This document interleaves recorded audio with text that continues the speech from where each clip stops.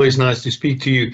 Unati, yes, we are disappointed in the ruling that came out today, but we do have the right of appeal and we will do so. We have discussed this with our legal representatives and we believe that the court erred in their judgment. We are of the opinion that having a speech like that the president had 3 days before the election is definitely electioneering.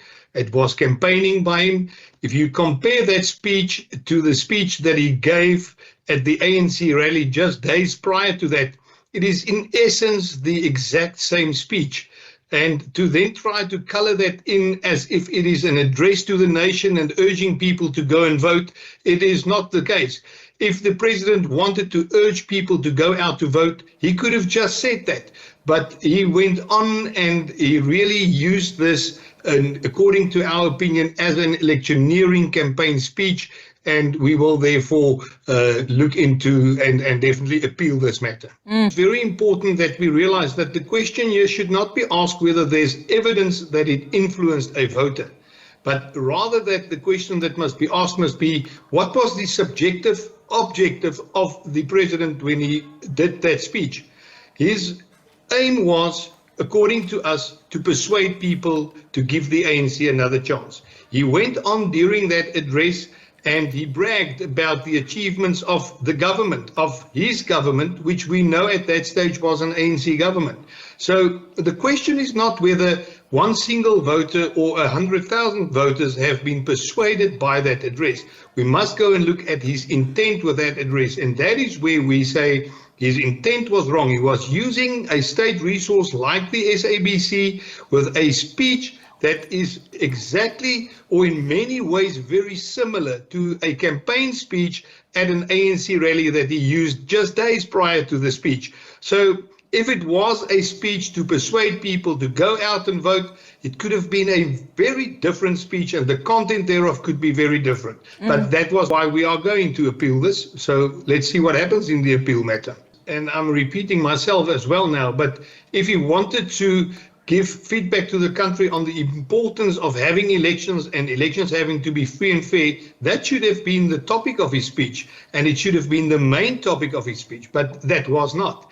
He clearly tried to tell the people of South Africa what great government they've got in the ANC at that stage, and that they built on a road for 30 years and that this government must have another chance to carry on with that.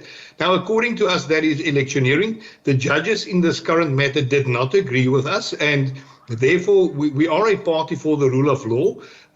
We will now take all the legal options available to us, which is an appeal, because we do not agree with them. We think that they've erred in their opinion of what happened, and we will now have to ask a higher court to look into this matter and see whether they do agree with us or not. There have been several matters in the past by various parties that you got set down by the court of initiation, but then you take it on to appeal, and in several matters we were successful on appeal where we were not successful in the initial matter. So we hope and believe that that will be the case here as well, and that we now got to test this in front of an appeal court. Very important aspects here. The first one is that we approached the presidency before we went to court in order to see whether we can settle this matter out of court. Us being in a GNU now and having to work together, we approached the president with three aspects that we wanted him